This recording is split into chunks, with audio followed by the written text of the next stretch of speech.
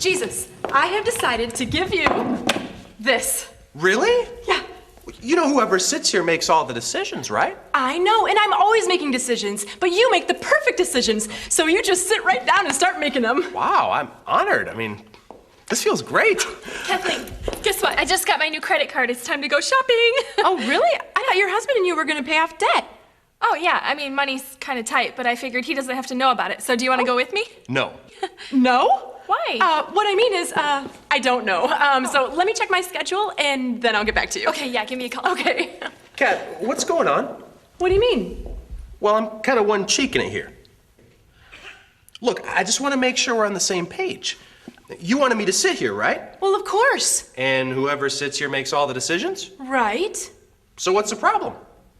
There's not a problem. I don't know what I was thinking. Really, please, here, sit down. As long as you're sure. I'm sure. Okay, so let's start over. Okay. All right.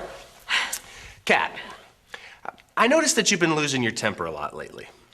Right. So- Okay, Jesus, you know what? I know what you're gonna say, but see, You do? you don't know the whole situation, you know? Oh, well, all I'm saying is that your attitude is a decision. Yes, of course, but I have a lot going on right now. Well, I know you're under a lot of pressure. Pressure, Jesus, you don't understand pressure, okay? This isn't working, Kat. What? We can't both sit on the seat.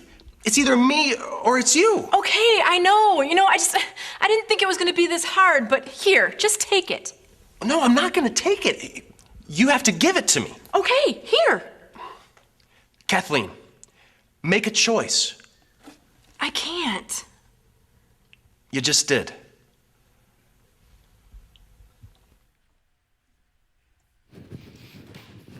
Conviction, huh? Can anybody else relate to that? I can completely relate to that.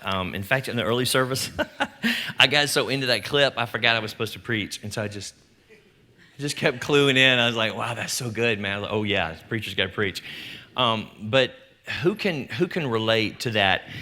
You know, we have this desire, each and every one of us, to give our life fully to Jesus Christ. Is that what you want to do? Raise your hand if you want to give your life to Christ. I do, and I have. But I realize that is an everyday decision for me. Yes, it's a decision that I made to follow Christ. I'm so glad I did. I was baptized in a swimming pool at 12 years of age in Atlanta, and I'm so glad I did. But I have this propensity, this drawing of my flesh, and my flesh wants to push Jesus off the throne or the proverbial stool that we saw in the video, and that flesh wants to take control and take the control back from God. Is that something you struggle with? Yeah, I do. My words, you know, sometimes I'll think, you know, I'm really doing good, you know, my words are straight on with Jesus. And other times, man, I'm just amazed at what a potty mouth knucklehead I am. And then in my thought life, I'm trying to give that to God, but it's a daily struggle.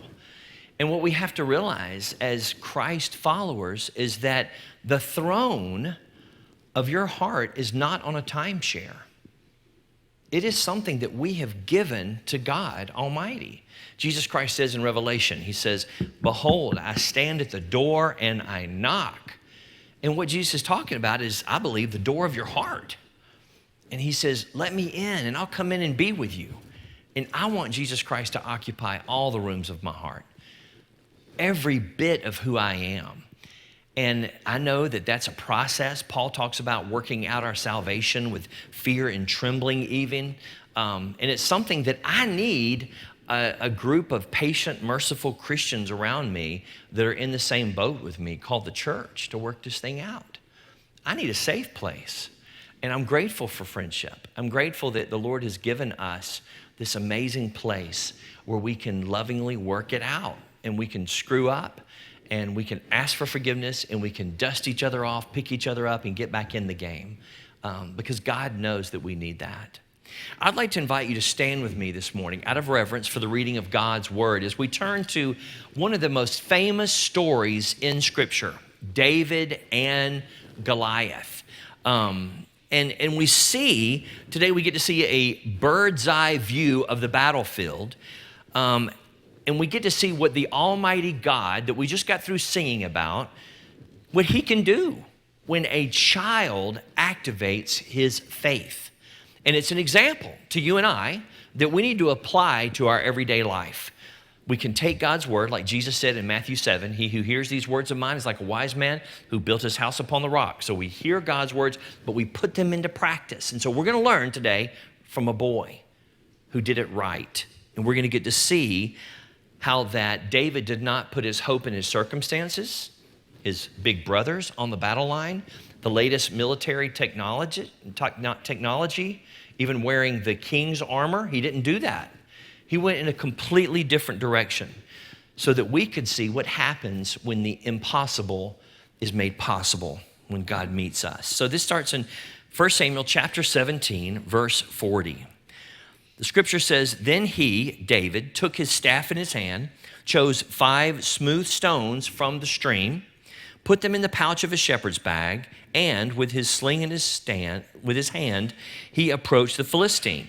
Meanwhile, the Philistine, who was a giant named Goliath, with his shield bearer in front of him, kept coming closer to David. He looked David over and saw that he was little more than a boy, glowing with health and handsome, and he despised him. He said to David, am I a dog that you come at me with sticks? And the Philistine cursed David by his gods. Come here, he said. I'm going to give your flesh to the birds and the wild animals. David said to the Philistine, you come against me with sword and spear and javelin, but I come against you in the name of the Lord Almighty, the God of the armies of Israel, whom you have defied. This day the Lord will deliver you into my hands, and I'll strike you down and cut off your head. This very day I will give the carcasses of the Philistine army to the birds and the wild animals, and the whole world will know that there is a God in Israel. All those gathered here will know that it is not by sword or spear that the Lord saves, for the battle is the Lord's, and he will give all of you into our hands. As the Philistine moved closer to attack him, David ran quickly toward the battle line to meet him. Reaching into his bag and taking out a stone, he slung it and struck the Philistine on the forehead. The stone sank into his forehead, and he fell face down on the ground. So David triumphed over the Philistine with a sling and a stone. Without a sword in his hand, he struck down the Philistine and killed him. David ran and stood over him. He took hold of the Philistine's sword and drew it from the sheath. After he killed him, he cut off his head with the sword. When the Philistines saw that their hero was dead, they turned and ran. This is the word of God for the people of God. Amen. You may be seated. Let us pray. Father God, I want to thank you for this story in Scripture, Lord God, that has been told around countless campfires, Lord God, and churches for thousands of years, God. And I thank you that it really happened. Lord, I thank you that I've been able to be there at Succoth, Lord God, where I saw this story that had taken place, God. I saw where it unfolded. And I want to thank you, Lord, that your word is truth. Lord God, I pray today that we will hear your words, your truth, and we will apply it to our life so that we will take down the giants that are in front of us by your power. For it's in Jesus' name that we pray, and by his name we have the power. Amen.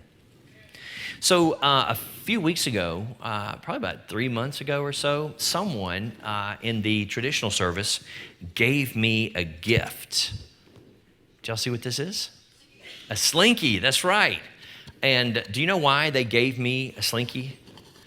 Because I've preached about Slinkies before. I talk about them in my sermon, if you've ever been here. And I see in Scripture when Jesus was trying to build a bridge between a spiritual truth and a physical reality where his listeners were, that he would use word pictures. And I believe that if Jesus was here today, that he would probably use a Slinky. Because I see a pattern in Scripture. In Scripture, I see with God that one thing with God leads to another. Amen? Such as we just talked about our mission and our purpose here at Friendship Church. Love God and love others. And we talked about the fact that as you give your life to God, that something is birthed in you, the Holy Spirit. And that love of God, for God, with God, by God, it develops into something else called love for others. Amen? But it doesn't stop there, because the next thing you know, that love keeps giving and giving. And it even changes your heart to not be a natural thing, to be supernatural. And the reason why I know that is because there's a way that you and I used to live naturally, BC, before Jesus Christ. And then when Jesus Christ starts coming into our life, things start happening that are not natural. Such as, for one, you start having a heart for your enemies. That's not natural. Can I get an amen? God starts changing things, and you actually start having an eyes and a heart and service for others that you would never hang out with. That's not a natural thing. That's another example of the Slinky effect, of God getting into you, things happening so that all of a sudden God's love that is way up here starts reaching out to reach people that you would have never talked to, never touched, never been in contact with. You know, I'm thinking about a dear brother of ours that's in the room who God used to start a ministry to reach out and help people that are complete strangers whose houses were destroyed in tornadoes. And that's not something that he could do in and of himself. It's not a natural thing, but a supernatural thing started to happen. God put it on his heart, and God started connecting the dots, because that's what God does in our life. There is an action by God to reach out to us, to seek out your life through the power of the Holy Spirit. I don't know how you got to that place, but I know that God was the primary mover and the Holy Spirit. And then God got hold of you, and now things are happening outside of your life. God is working, God is loving, God is impacting, God is influencing, God is witnessing through your life. And that's what God does. Amen? That's what God does, because God gets inside of us, and there is a reaction in our life. So speaking of reaction, I came in contact with a hot cattle wire a few months ago. Do y'all know what that is? It gives me chills thinking about it right now. What it is so I was opening this cattle gate, and I didn't see this hot cattle wire that had like a bajillion volts going through it, man. And in fact, after the early service, there was a farmer who came up to me and goes, "Let me show you this video." And it was a bullfrog that had gotten connected to the hot fence. And it was actually surging orange. So that it was like fried frog legs, you know, right there. He gave it to me. But that's happened to me because as I was reaching out for this gate, somehow I inadvertently touched this thing, and then every cow in a 10-mile radius heard the preacher scream. And I don't even know what I screamed. Bah! I mean, it was like, you know, the cows are so into their cud, man, but they were like, and I'm just saying, man, it rocked my world. I felt it in my brain. I don't know how, I can't explain it, but it's like I instantaneously got Tourette's out there in this pasture, and it just, it just got hold of me. And the reason why I share that with you is because there was an action and a reaction, right? And this reaction was so powerful because the action was so powerful that I couldn't turn my mouth off. I mean, like I said, I don't think I cussed. I don't know what language I spoke, but it was loud, and it was woo, ah. Everybody knew about it. And so I think about that, once again, a word picture that Jesus may use. I think about that in our natural life, right? If you've ever struck a cattle wire, you know it, and everybody else knows it, okay? Spiritually speaking and practically speaking, if God touches your life, people should know it. That's why Jesus said, don't hide it under a bushel. Don't hide it under a bucket. You let the world know, I got Jesus. Amen? Now, you may not have to scream it, but people that know you, they're going to know that you've encountered something much more powerful than you when you encounter God. And so we're looking at that in our latest sermon series. We're looking at what does it mean to rock the boat of our culture around us. What does that mean? Because when God gets hold of you, things start to happen. We see this. We've seen this in our previous sermon series when in the beginning of humanity, God revealed who he was. He did not keep this revelation to himself, but he immediately started revealing himself to ordinary folks, his people that he loved around him. There's a single mom with a baby, Hagar. We talked about that. God earned a new name called the God who sees me when she became connected to God, and there was an action and a reaction. Talked about Gideon was going in one direction. He was really like a coward. And all of a sudden, God got hold of him, and now he's a mighty warrior, and he's leading Israel into battle. He's doing impossible things. That's the strategy that I see in Scripture. When there is an action of God initiated in the life of a human, there should be a reaction in each one of our lives. And the reaction is that the boat of our life and the boat of this world should get rocked radically. Amen?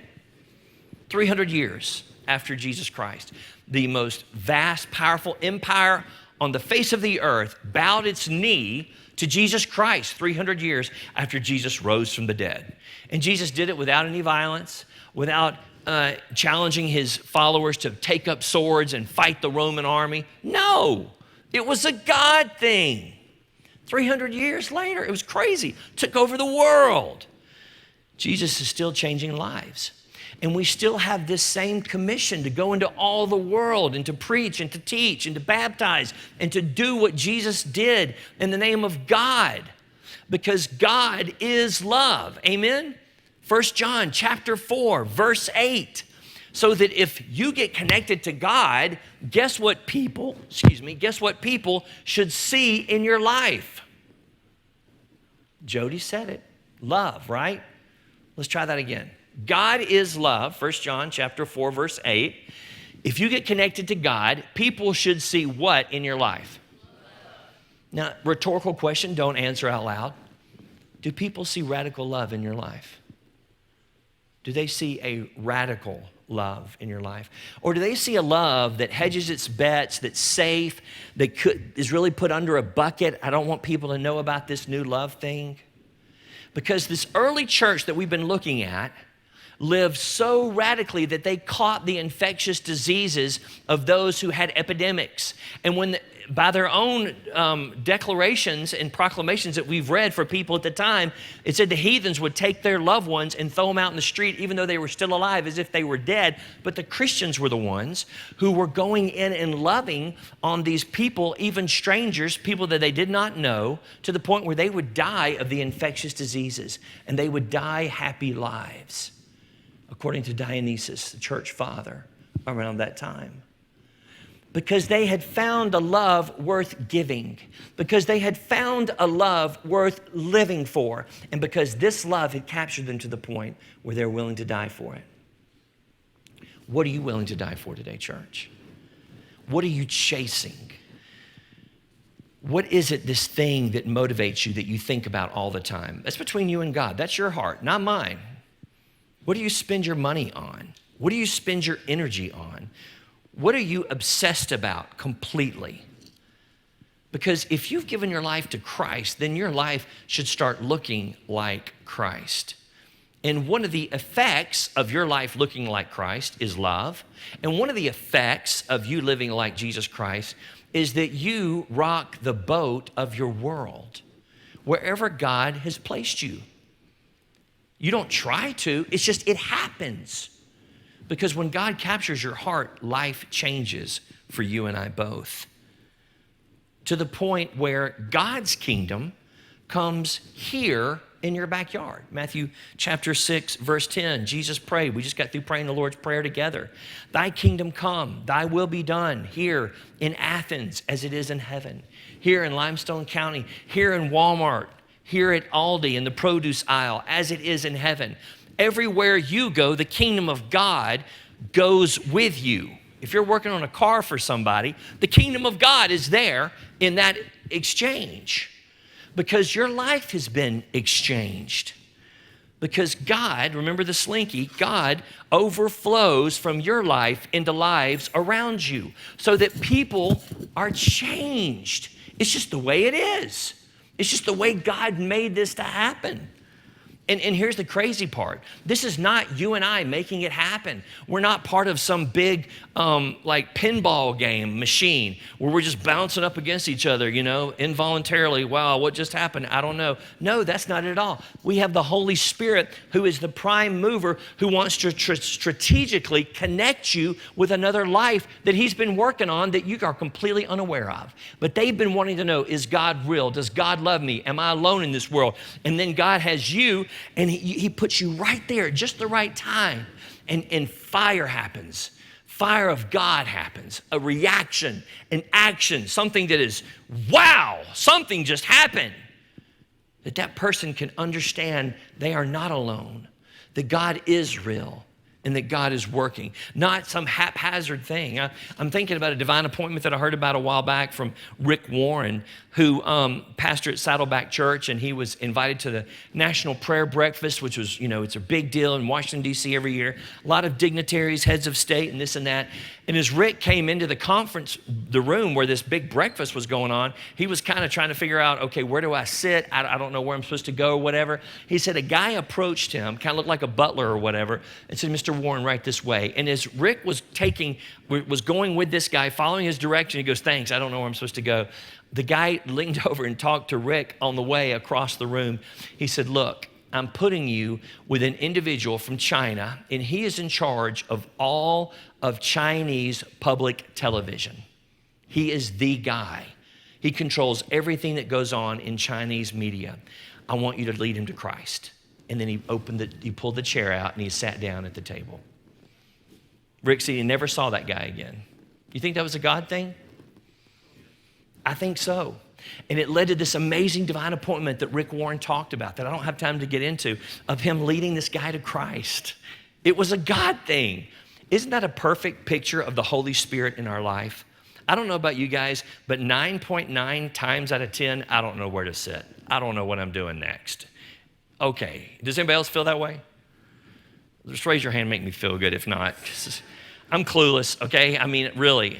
But now it's exciting because even if I think I know, I say, Holy Spirit, where do you want to take me? Where do you want me to sit, Lord? Who do you want me to speak to? Amen?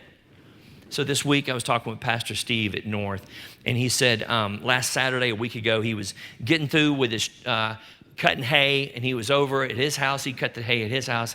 He's a farmer, grew up a dairy farmer. He loves farming, and he was over there by the church cutting hay around the church, and then all of a sudden, crazy thing happened. His tractor just died. He's like, this is really weird, man. My tractor never dies, never have trouble with my tractor. And so he was there, and he was looking at the tractor. He got up underneath it, was trying to figure out the wiring. What's going on? This is weird. And as he's there at the church, on the other side of the church, a guy walks up, just out of nowhere. And the guy and him start talking, and Pastor Steve says, yeah, I'm the pastor here at North, and where are you from? And he said, well, I'm from up north. We just moved here a while ago.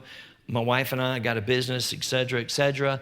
And then Pastor Steve said, well, man, do you have a church? I'd love to invite you to our church. He goes, well, my wife goes to church. I don't do church. And Pastor Steve looked at him and said, well, you need to do church. And as Pastor Steve was talking to him more and more, in the back of Pastor Steve's mind, it became more and more clear why his tractor broke down. Amen? And then he starts talking to the guy. And so guess who showed up the next day at church with his entire family? This guy, right? And guess who loved the church with his family? This guy, right? And Pastor Steve, then he started realizing, you know what? When things break down in my life, I need to make sure I don't just get logical, but I really get spiritual. Amen? Because God make that happen, I believe, just so we can invite that guy. Ironically enough, do you remember the story I told 2 weeks ago when I preached last about the pastor who had developed that acute tendonitis in his hands and he could not work? And so therefore he was remodeling his house, and so some people from the church helped out, including a guy that was a former military musician, and the guy was just kind of brought in on it, and he started helping. And around the dinner table that night, the pastor said, he was saying a prayer, and this former military musician says, people just don't help people these days. And the pastor said, sure they do. Look around the table. So long story short, it developed into a relationship so that the pastor led this guy to Christ because they had something in common. And the pastor didn't know it at the time, but the former military musician said, I used to love music. It was my passion. I did it for the military, but then I developed this problem with my ears, and I can't do it anymore. And he said, I could relate to what you were saying because you wanted to work on your house, but you couldn't. You couldn't even lift a log or a hammer or anything. And they developed a friendship. And so that pastor ended up leading that guy to Christ. Amen? And the pastor said, if I would have been busy with a hammer or a saw or bringing lumber, I would have never had the time to develop a relationship to lead that guy to Christ. Could it be that we get so busy that we get on the stool, we get on the throne, and we push Jesus aside? Because we've gotten so logical, we have forgotten to be spiritual. We forget that we were created to be supernatural, not natural. God has ransomed us. He has saved us. He has reprogrammed us by the power of the Holy Spirit so that we can live differently than the world around us. So why is it that our default is to go back to a natural world when we're called to be supernatural? Amen? See, here's the deal. Here's the deal, each one of us. It's okay to have a safe place. God gave us this self-preservation mode globally so that we can all have something to reach out to and grab hold of when life turns upside down and the storms of life come. And there's nothing wrong with that. There's nothing wrong with having an escape plan. But as believers, as Christ followers, God, through the power of the Holy Spirit, listen to me now, God retools our human-made escape plans, our go-to routes. The Holy Spirit surveys our solutions and the way we do things, and the Holy Spirit changes our human reality to include not only the storm or the problems that come our way, but the Holy Spirit recalibrates us so that we not only see the storm, but now we see the amazing arms of God in the middle of the storm.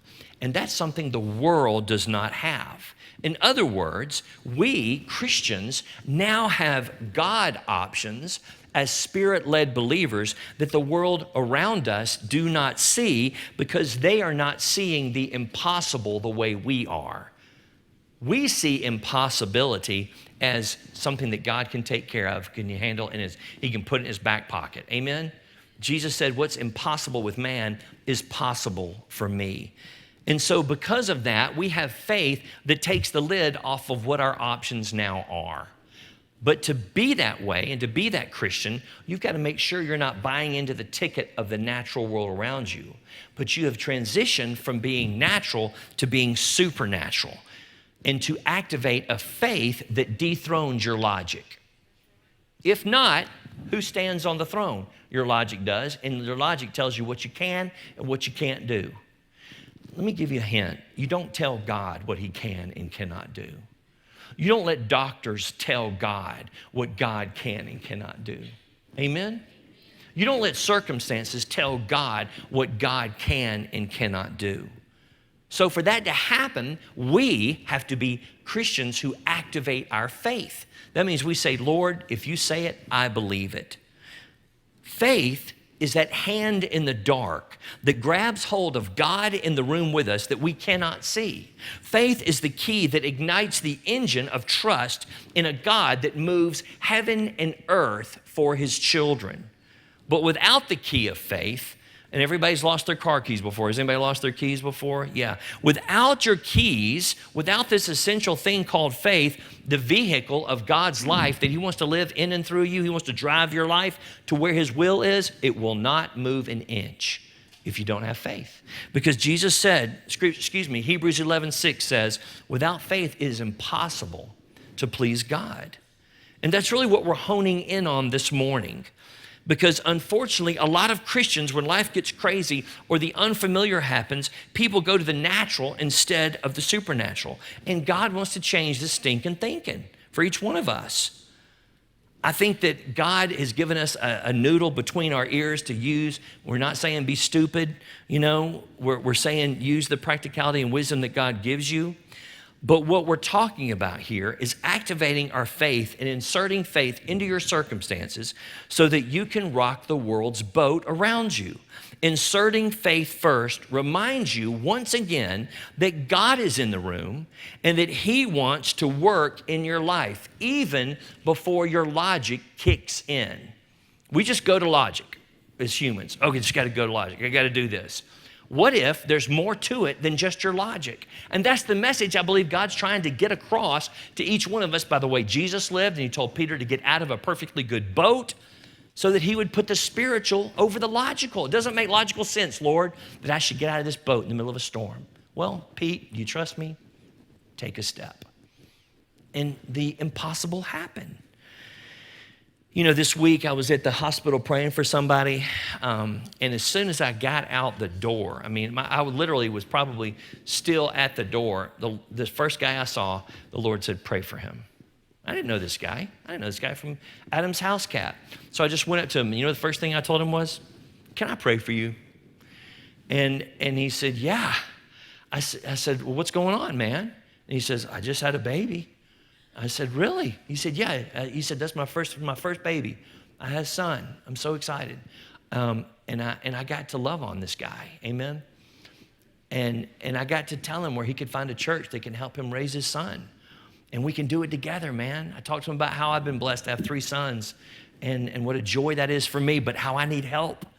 And I said, look, man, I think God put me here just to pray for you. This is a thing. Can I pray with you and just congratulate you and rejoice with you? But also, I want you to know something. There's a church in town called Friendship that wants to help you walk this out, bro, because we can't do it alone. Amen? Now, I don't know that guy. I don't know him. I don't know, man. But I know God told me to pray for him. Amen? I'm going to let the Lord take care of what happens next. I'm the sower. He's the grower. I don't worry about what happens next. I got to trust the Lord. This is how God wants it for you and I. Because if we do this right, then we're going to stick out. We're going to stick out the way David stuck out. Amen? You know, David was on this line, this battle line, and his brothers were older than he was. These seasoned warriors that probably had been in battle a lot longer than David had been alive. But the thing that made David stand apart was that he did not listen to the noise pollution of the world around him. He put his hope in God and his promises because he said, you come against me with sword and spear, but I come against you with the name of the Lord God Almighty. Amen? And the thing that immobilized his brothers was fear. But when circumstances got hold of David and when squeezed David, you know what came out of David? Faith, not fear. And I could preach more. I've got 2 weeks of preaching inside of me right now because I didn't preach last week. But I'm gonna start winding it down here. But I do want to ask you this. When circumstances squeeze you, what comes out of you? When circumstances get hold of you and you start to stress, what comes out of you? Fear or faith? Because it's in those moments you realize who your God is. And you realize who's on the throne. And you realize if you're one cheek in it because you're trying to be a micromanager, amen? Or have you really given all the control to God? Because there's going to come a time in your life, church, where you're going to have one decision to make, and it's going to be God or nothing. And you need to start practicing now. You need to let your faith start being activated so that whether you're at the grocery store and God says, I want you to pray for that guy, or whatever, you can start living into the destiny of being supernatural because that's who God has called you to be. Amen? Amen. Let's pray. I'll invite you to stand with me as our worship team comes up. God, I thank you that you love us, that you have given your life for us. And Lord, I want to thank you that you have equipped us, God. You've empowered us to be different than the world around us, to be David instead of his brothers that their knees were knocking, Lord God. And Lord, in the midst of all that, David, Lord, he was trusting you. He was running at the giant, Lord. God in heaven, help us, Lord, not to run away from the battle lines, but to run to them because of Christ. And Lord, I want to thank you for what you've done in our life. Lord, it's not like this is some fairy tale that we haven't seen played out in our life a million times. We just forget. We forget what you've done for us. Every day is a victory. Lord, there are battles every day in our life that you've given us victory for, God, but we're blind. So Lord, help us to see it. Help us when we're squeezed, God, by the anaconda of this world, Lord God, and circumstances and fear and worry. Lord, when they squeeze us, I pray that faith comes out of us, God. I pray, Lord God, that we can take the fight to Satan, Lord Jesus, that we can remember your power that operates in us, and we can remember that greater is he that is within us than he that is in the world. Lord, thank you for what you want to do through your church. Help us to rise up and be supernatural in the power of God for your glory. For it's in Jesus' name that we pray. Amen. I want to invite you as we close today, church. We've got prayer warriors on my left and my right that are here to pray for you. I want you to close your eyes. I want you to close your eyes right now. Just close your eyes. What giants are in your life right now, guys? What is it that stresses you out? What keeps you up at night? What is the giant that the Lord is telling you, this is the one that you're supposed to trust me about? This is the one that I want you to put in my back pocket, says the Lord. I've got power, and I want you to operate in my power. Stop operating in your own power. This giant is supposed to fall, guys, in your life. Don't placate him. Don't play with him. Don't tease him. Don't try to circumvent him. He needs to fall. Amen? Today is the day that giant needs to fall. Lord God, you know these fears. You know these things in our life, God, that we think are too big for you, God. Lord God, I'm sorry, Lord. I'm sorry, Lord. We've limited you. We put you in a box. We tried to be on that stool of control. But Lord, no more. Today, God, would you take the giant down? Will you show us the truth of your word, God? Will you give us the divine plan of your promises to help us walk this out and stop being natural? In the name of Jesus, God, help us. In Jesus' name, amen.